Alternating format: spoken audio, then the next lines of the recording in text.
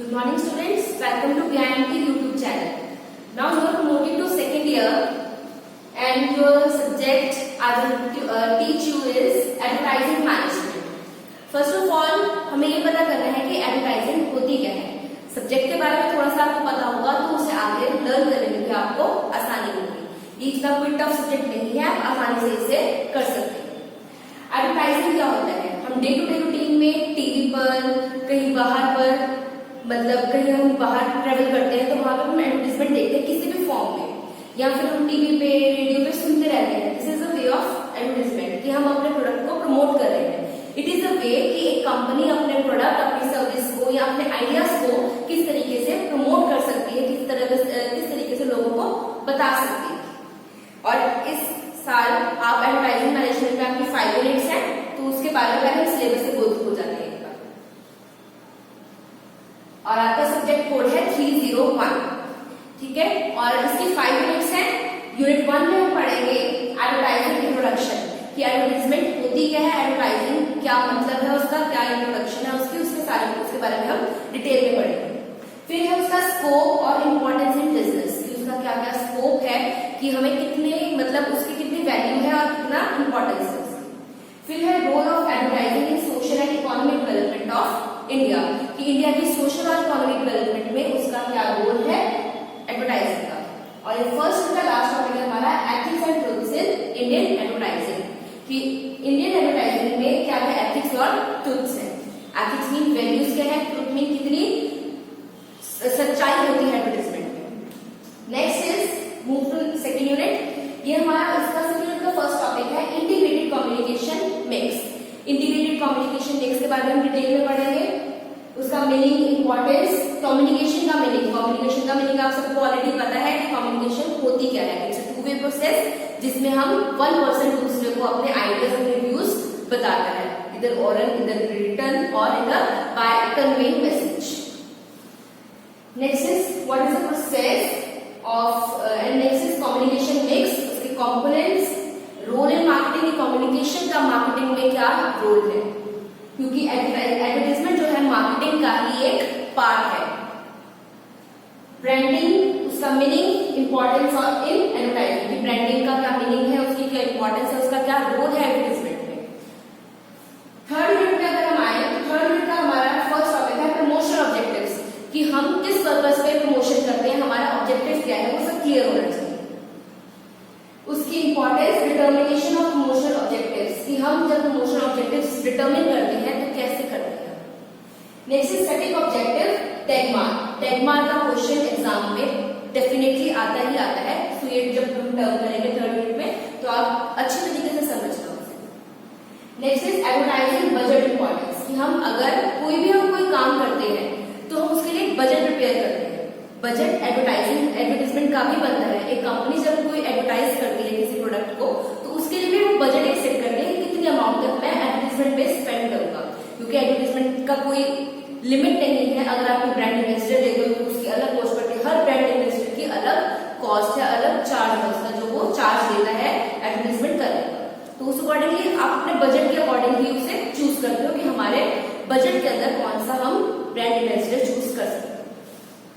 Next third का topic है establishing the budget approaches, allocation of budget कि हमने बजट को कैसे एस्टेब्लिश करना है, उसकी क्या क्या अप्रोचेस हैं एस्टेब्लिशमेंट के लिए और उसका हम कैसे एलोकेट कर सकते हैं. Now move to unit 4. Unit 4 में हम पढ़ेंगे एडवर्टाइजिंग कॉपी. एडवर्टाइजिंग कॉपी क्या होती है इसके बारे में हम डिटेल में पढ़ेंगे.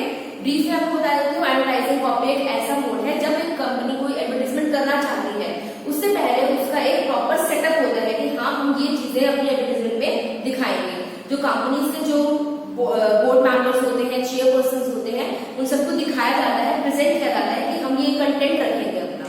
तो उसकी एक कॉपी दिखाई जाती है कि हम ये चीज शो करेंगे.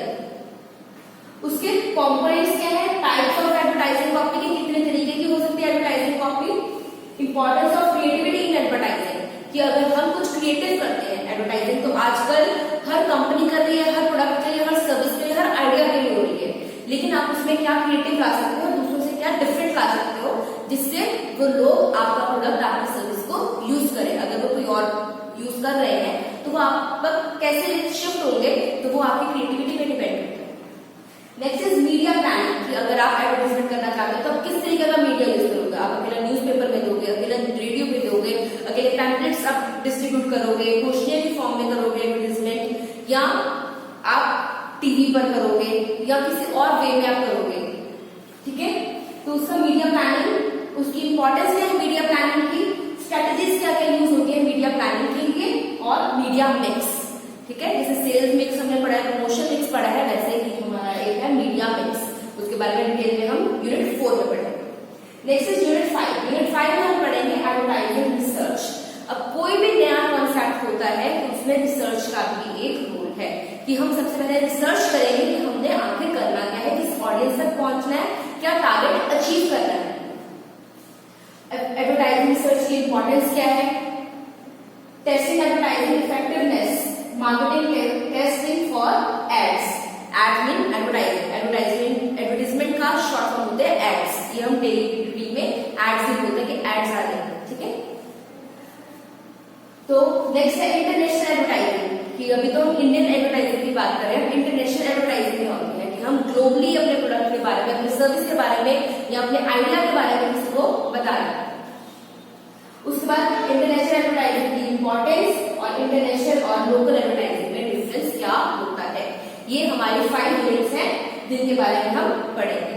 ये हम एक एक करके पढ़ेंगे। अब फिलहाल हम फर्स्ट यूनिट स्टार्ट कर रहे हैं एडवर्टाइजमेंट के मीनिंग के साथ। एडवर्टाइजिंग का मीनिंग क्या होता है, the word advertising originates from the Latin word advertere. Advertere एक वर्ड है, या नोट कर लो, जब भी आपको कोई आएगी क्वेश्चन आएगा कुछ भी, तो आप ये स्टार्टिंग में लिख सकते हो, क्योंकि इंट्रो तो आएगी है कि what is the meaning of advertising या what is the purpose of advertising, तो उसके बारे में आप थोड़ी सी इंट्रो उसके बारे में लिख सकते हो कि ये डिराइव हुआ है फ्रॉम द लैटिन वर्ड एडवर्टेयर, जिसका मीन्स है टू टर्न टुवर्ड, कि अपने कस्टमर्स को या दूसरे पोटेंशियल कस्टमर यहाँ पे बार बार यूज होगा।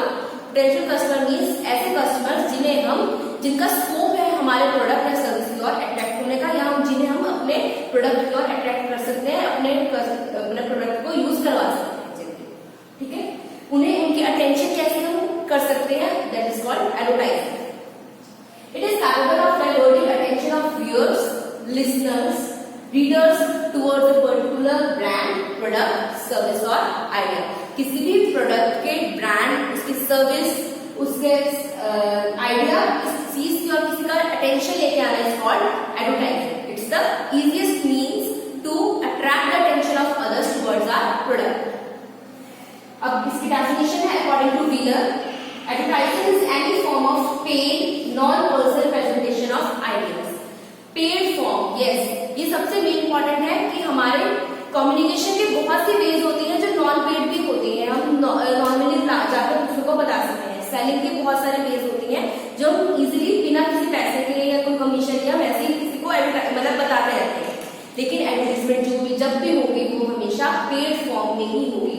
जो भी पर्सन या जो भी जिस भी मीन्स के थ्रू आप करोगे अपने प्रोडक्ट की एडवर्टाइजमेंट, वो हमेशा पेड ही होगा। आपको पैसे देने ही पड़ेंगे उस चीज के लिए, अपने प्रोडक्ट को, अपनी सर्विस को एडवर्टाइज करने के लिए। ठीक है, ideas for the services for the purpose of inducing people to buy. Inducing means उन्हें आगे उन्हें इन्फ्लुएंस करना कि वो हमारे प्रोडक्ट को खरीदें, यानी message plus medium is equal to advertising. एक हमने एप्लीकेशन एक बनाई है, एक इक्वेशन बनाई हमने कि कोई हमारे पास मैसेज है और हमारे पास एक मीडियम है, उन दोनों को जब हम कंबाइन कर देंगे दैट इज कॉल्ड एडवर्टाइजिंग। अगर हम लिखें advertising is an indicator of growth and betterment of society, कि एक इंडिकेटर है कि हाँ हमारी सोसाइटी में ग्रोथ हो रही है, हमारी सोसाइटी बेटरमेंट की ओर जा रही है।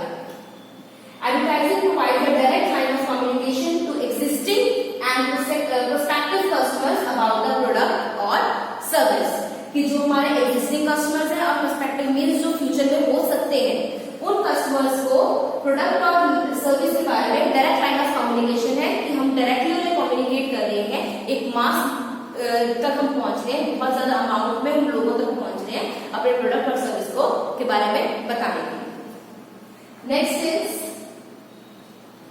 Next we will do purpose of advertising, कि हमारा पर्पस क्या है एडवर्टाइजिंग का। मे बी आप कहोगे कि ये सिलेबस में नहीं है तो बैंक करवा रहे हैं, लेकिन अब कोई भी हम सब्जेक्ट कर रहे हैं तो आपको पता होना चाहिए कि कोई भी चीज हम करें तो उसका पर्पस क्या है, हम क्यों कर रहे हैं एडवर्टाइजिंग। तो ये कुछ पॉइंट्स हैं जिसके थ्रू उसका पर्पस हम डिफाइन कर सकते हैं।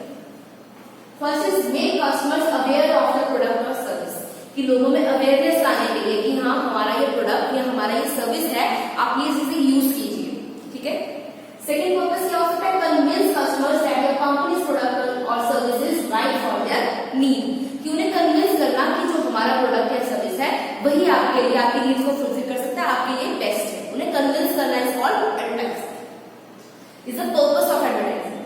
नेक्स्ट पर्पस क्या है, create a desire for the product और सर्विस, कि एक डिजायर लेके आना।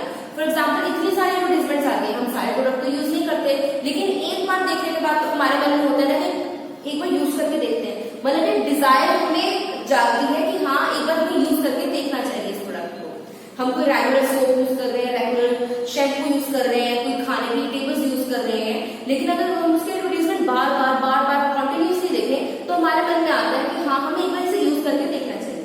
अगर आप डेली सॉप्स की देख लो, या आप जैसे आप यूट्यूब पे या किसी अपने गूगल पे किसी चीज पे सर्च कर रहे हो, तो आजकल एडवर्टाइजमेंट्स बहुत आ रही है उसमें, मतलब पहले भी आती थी, अब और इंक्रीज हो गई है, नेटफ्लिक्स की, अमेजन की। तो आपको एडवर्टाइजमेंट देख के आपको तो चलिए एक बार मंगवा कर देखते हैं अमेजन से क्या चीज है।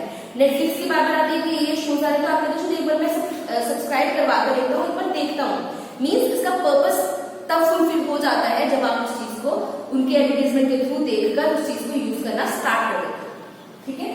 Next is enhance the image of the company, कि कंपनी की इमेज को एनहांस करना, बढ़ाना, लोगों तक पहुंचाना कि हाँ ये कंपनी बहुत अच्छी है।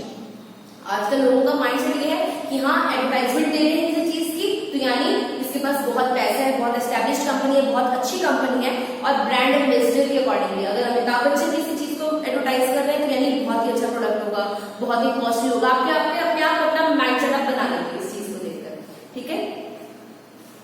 Next is announce new products और सर्विस, अगर आपको कोई नया प्रोडक्ट या कोई नया सर्विस भी आपको करनी है तो आप उसकी भी एडवर्टाइजमेंट जरूर करते हैं।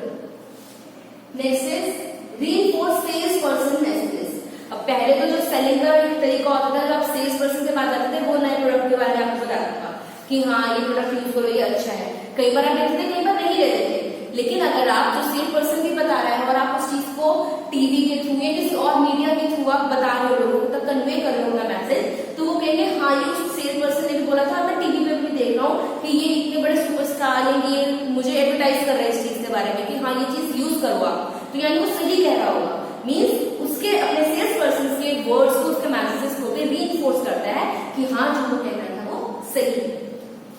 Next is make the customers to take the next step, कि अगर आप एक बार आप देखते हो, बार देखते हो सेल्स पर्सन के बारे में, क्या आप सोचते हो कि हाँ उसने मुझे बताया था, मैंने टीवी पे भी देखा है कि ये लोग यूज कर रहे हैं, तो यानी मुझे ये चीज यूज करनी चाहिए। आप नेक्स्ट स्टेप लेते हो उस चीज को लेने के लिए। Next is draw customer to your business, कि अपने बिजनेस की और कस्टमर्स का अटेंशन लेकर आकर अपने बिजनेस में उन्हें लेके आना कि वो आपके प्रोडक्ट को यूज करना स्टार्ट करें। Next topic is characteristics of advertising. अब सबसे पहले हम इसके फीचर्स कर लें कि क्या होता है पर्पस के बाद। ये इजी वे में इसे रिप्रेजेंट किया हुआ है कि कम्युनिकेशन मोड कैसा होता है। फीचर्स में फर्स्ट पॉइंट हमारा कम्युनिकेशन मोड हो गया कि किस तरीके से होता है। It's indirect and non personal, ठीक है। इनडायरेक्ट वे में किस तरीके से होता है कि आप पर्सनली जाकर लोगों को कन्वे नहीं करते कि हाँ मेरा ये प्रोडक्ट है आप लीजिए। आप इनडायरेक्ट वे में उन्हें एक एडवर्टाइजमेंट दिखा देते हैं, लोग वो देखते हैं एंड दे विल नो कि हाँ ये प्रोडक्ट आया है। ये इनडायरेक्ट वे हो गया। और नॉन पर्सनल इसलिए हुआ क्योंकि आपने उन्हें पर्सनली नहीं किया। और इनडायरेक्ट भी इसलिए हुआ कि आपने कोई डायरेक्टली नहीं बताया कि हाँ ये चीज खरीदो, आप किसी के थ्रू ये बता रहे हो।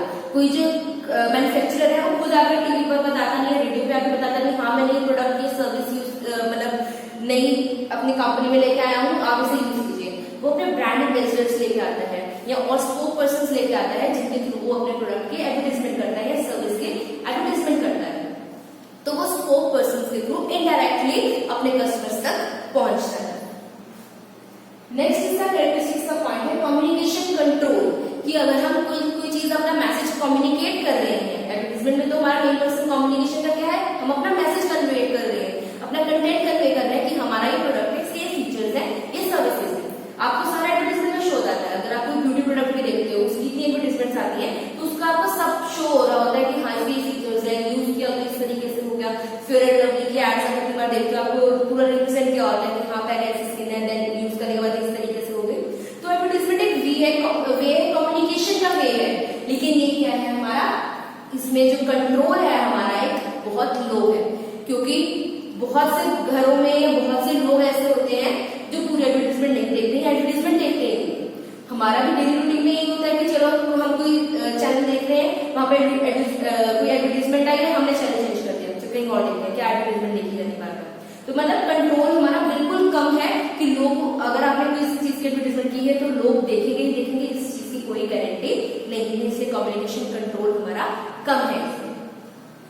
नेक्स्ट इज फीडबैक अमाउंट, कि कितनी फीडबैक हमें आती है अपनी एडवर्टाइजमेंट के बाद, वो भी बहुत लो, लिटिल आती है, मतलब बहुत कम आती है, लो लेवल में आती है। क्यों? क्योंकि उनको डायरेक्टली आगे आपको जाकर नहीं बताएगा किसी स्पॉन्सर्स को या किसी आपके जो मैन्युफैक्चरर को डायरेक्टली आके बताएगा मैंने आपकी एडवर्टाइजमेंट देखी है।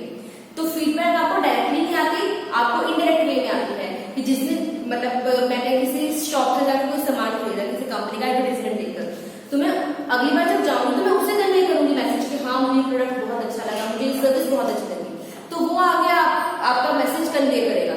मतलब आप डायरेक्टली नहीं जाओगे, या अगर आपको कोई जैसे रिलायंस कंपनी है, उसने नए नए सिम्स नए नए ऑफर्स लेके आ रहा है, तो आप डायरेक्टली जाकर अंबानी जी को फोन नहीं करते कि हाँ मेरा सिग्नल कम आ रहा है, मुझे सर्विस नहीं मिल रही है, मतलब कुछ भी प्रॉब्लम आपकी आती है, तो आप डायरेक्टली उन्हें जाकर नहीं बोलते हो, आप इनडायरेक्ट वे में उनके कस्टमर जो कस्टमर सर्विस होते हैं, कस्टमर केयर ऑफिस होते हैं, आप वहां पर जाते हो, वहां पर अपना मैसेज कन्वे करते हो, ठीक है। तो इसलिए फीडबैक जो अमाउंट है, और वो भी आप डायरेक्टली नहीं उन्हें जाकर बताते कि हाँ ये सब चीज। नेक्स्ट इज फीडबैक स्पीड, ये भी डिले हो सकती है स्पीड, क्योंकि एकदम किसी ने देखा तो अगले दिन जाकर वो कोई प्रोडक्ट खरीद ही लेगा, उसे टाइम लगेगा, वो पहले सर्वे करेगा सब कुछ कि हाँ ये चीज है या नहीं, सही है या नहीं है, क्या पता वो सैंपल लेके आए हैं कुछ आए, तो उसकी स्पीड बहुत धीरे है कि वो बहुत बाद में पता चलता है कि कस्टमर्स हमारे एडवर्टाइजमेंट को देख भी रहे हैं, उसके बारे में उन्हें क्या रिस्पॉन्स है वो थोड़ी देर में पता चलता है। Next is message flow direction, कि मैसेज जो हम कन्वे करते हैं उसकी डायरेक्शन है।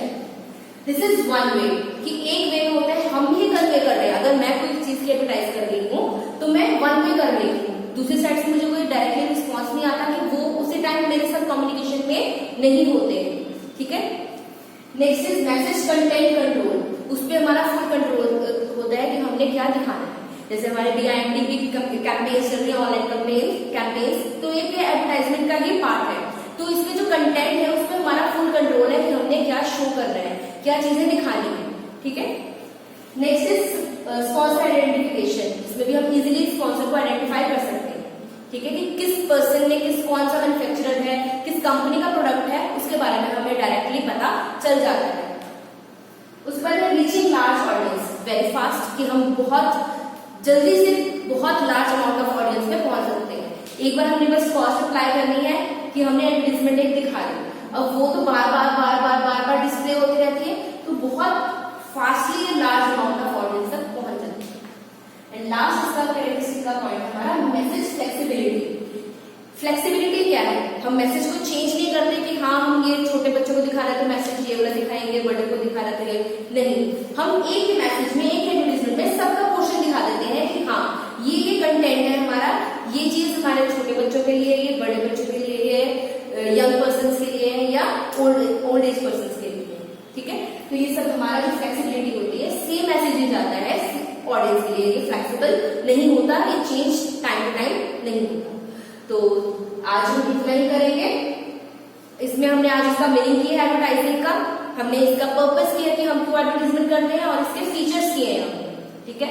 अगर आपको इसमें कोई भी प्रॉब्लम हो तो आप कमेंट बॉक्स में जाकर प्लीज अपने प्रॉब्लम्स कीजिए, बताइए हमें कि क्या प्रॉब्लम आपको आ रही है, और अपनी स्टडी को गो थ्रू करते रहिए, धीरे धीरे अपना लेक्चर करते रहिए। Thank you.